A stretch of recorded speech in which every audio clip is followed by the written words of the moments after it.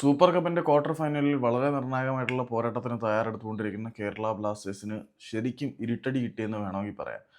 കാരണം കഴിഞ്ഞ മത്സരത്തിൽ പരിക്കേറ്റ കേരള ബ്ലാസ്റ്റേഴ്സിന്റെ നായകനായിട്ടുള്ള അഡ്രിയാൻ ലൂണ മോഹൻ ബഗാനെതിരെയുള്ള മത്സരത്തിൽ പങ്കെടുക്കുന്ന കാര്യം സംശയത്തിലാണ്. പങ്കെടുക്കുന്ന കാര്യത്തിൽ സംശയം എന്ന് പറയുന്നതിനെക്കാട്ടിലും പങ്കെടുക്കാനുള്ള സാധ്യത തുച്ഛമാണ് എന്ന് പറയുന്നതായിരിക്കും കൂടുതൽ ശരി. മത്സരത്തിന് ശേഷം നടന്ന പോസ്റ്റ് മാച്ച് ടോക്കിൽ ലൂണയുടെ പരിക്കിനെക്കുറിച്ച് വളരെയധികം ഒന്നും ഡിസ്കസ് ചെയ്യാൻ കാറ്റാല തയ്യാറായിരുന്നില്ല. പക്ഷേ എന്തുകൊണ്ടാണ് ഇപ്പോൾ ലൂണ കളിക്കാനുള്ള സാധ്യത വളരെ പരിമിതമാണ് എന്ന് പറയുന്നതെന്ന് ചോദിച്ചു കഴിഞ്ഞാൽ, കഴിഞ്ഞ ദിവസം കേരള ബ്ലാസ്റ്റേഴ്സ് നടത്തിയ ട്രെയിനിങ് സെഷനിൽ അഡ്രിയാൻ ലൂണ പങ്കെടുത്തിട്ടില്ല.